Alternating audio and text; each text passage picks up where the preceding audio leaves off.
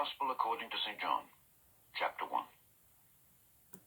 In the beginning was the Word, and the Word was with God, and the Word was God.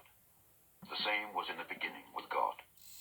All things were made by him, and without him was not anything made that was made. In him was life, and the life was the light of men. And the light shineth in darkness, and the darkness comprehended it not.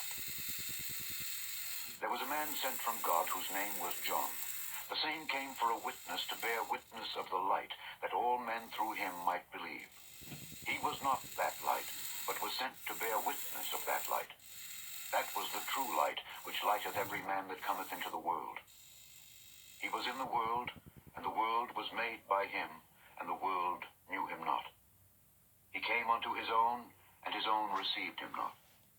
But as many as received him, to them gave he power to become the sons of God, even to them that believe on his name, which were born not of blood, nor of the will of the flesh, nor of the will of man, but of God.